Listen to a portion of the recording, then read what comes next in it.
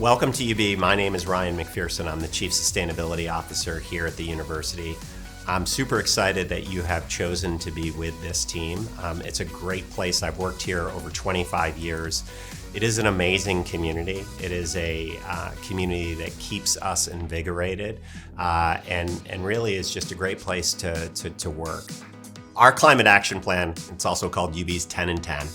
10 different initiatives over the course of really 10 years to get us to climate neutrality.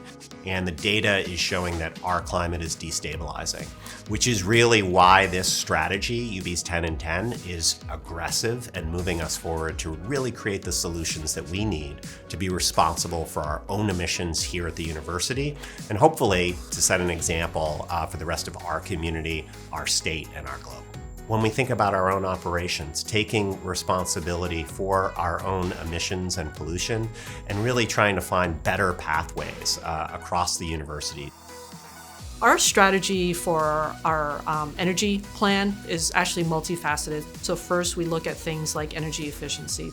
The next level then is we kind of start looking into like energy recovery. Then we kind of come over that, we start moving into thermal energy now. So that's things like the geothermal well fields that you hear a lot about. And then the last part is just energy storage now. So that would be our approach, taking very multiple pronged steps towards working at an overarching plan.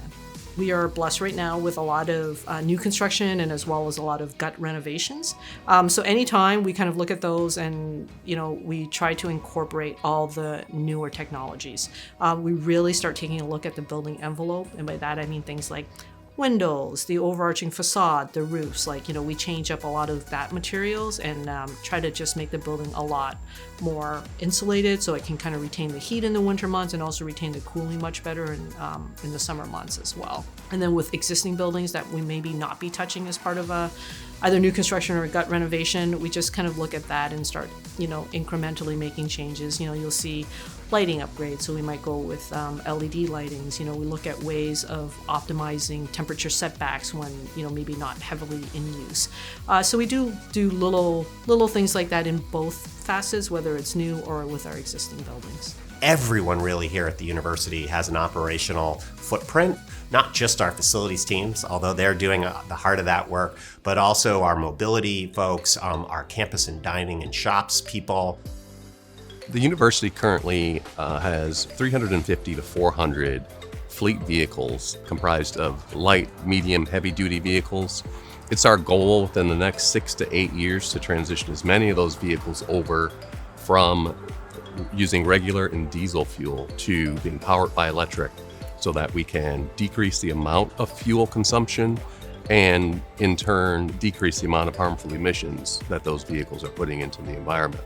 Sustainable transportation options like riding public transit, the UB Stampede, bicycling, walking to and from your destination on campus have a huge impact on the overall university carbon footprint.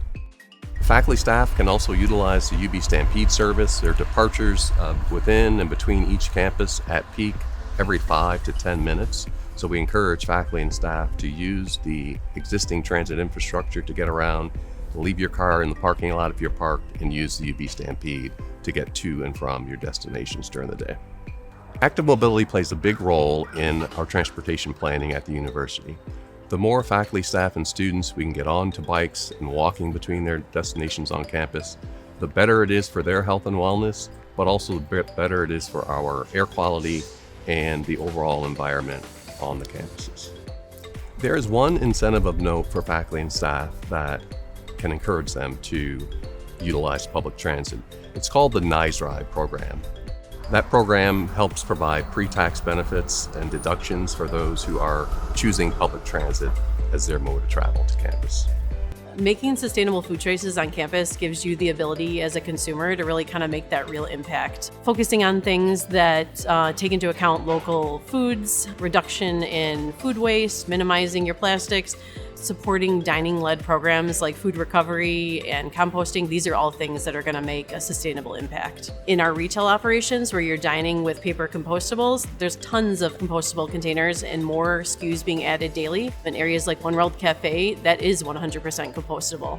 If you are a faculty or staff member and you're curious about kind of where your food comes from, where I would point you to is the electronic line signs. They're going to allow you as a consumer to see what's in your food. So nutrition, allergen-wise, but something that's new and recently in the last couple of years is it's also going to allow you to see what the carbon footprint is.